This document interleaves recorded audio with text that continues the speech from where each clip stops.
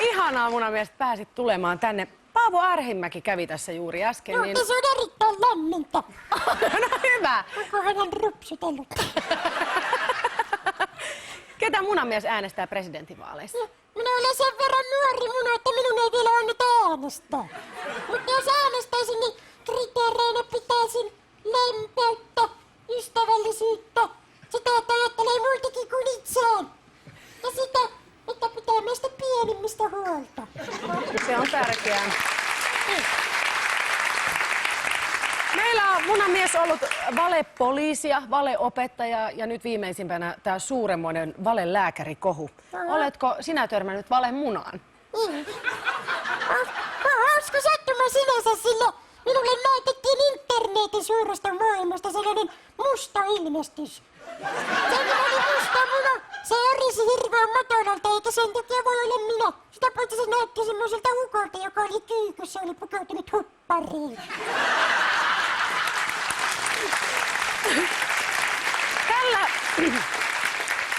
Tällä viikolla eläinaktivistit ovat jälleen paljastaneet näitä uusia kuvia. Pekoni voi tällä hetkellä hyvin huonosti. Miten muna voi? Minä voin erittäin hyvin, sillä olen luomutilalla kasvanut vapaan kananmuna. On ihana kuulla. Kiitos. Ja nyt kun pysytään näissä yhteiskunnallisissa asioissa vielä, niin miten Kanervan Iken tekstailu saataisiin loppumaan? Eikä Ilkku tarvitsisi ison holauksen. Me voisimme kaikki holata häntä. No ennen kuin hän ehtii holata meitä, niin me voisimme holata häntä. Munamies, Hei Ilkku. sieltä halia luvataan jo valmiiksi. Me täällä Koroissa tehdään tämmöistä viikoittaista haasteosiota. Ja meillä oli tästä muutama viikko sitten tämmöinen haaste, jossa meidän piti valmistaa sketsihahmo. Niin mä haluaisin nyt esitellä sinut eräälle henkilölle. Katsotaan pieni pätkä. Tänne päin vaan reippaasti.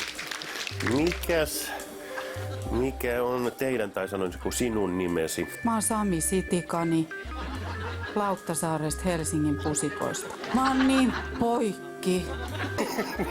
Niin. No, sulla on tää laukku tässä kädessä, tää attaseasalkku. No Sitikani. Joo. Oletteko tavanneet? Emme ole tavanneet, mutta haluaisin mielelläni tavata hänet. No nyt pääset tapaamaan. Täällähän on Sami Sitikani.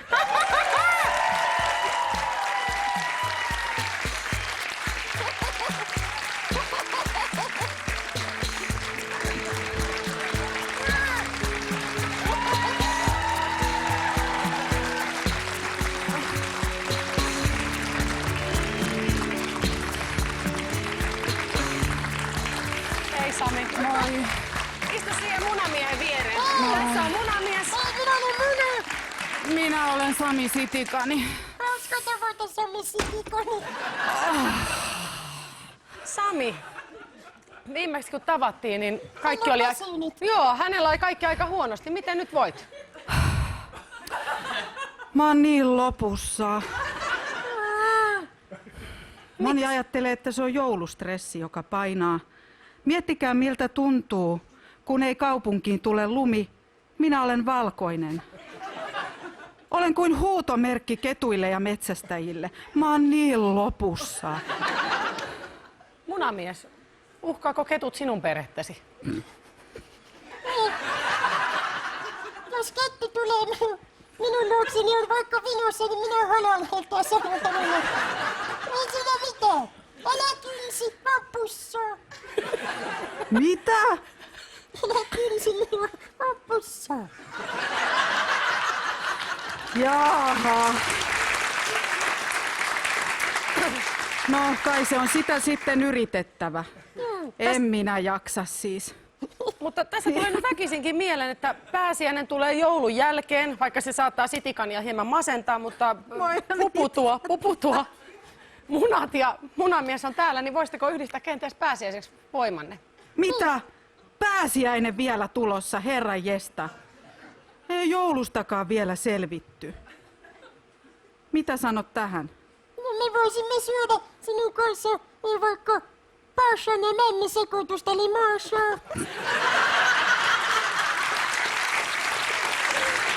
Eli Josko se auttaisi masennukseen, niin lupaan kokeilla.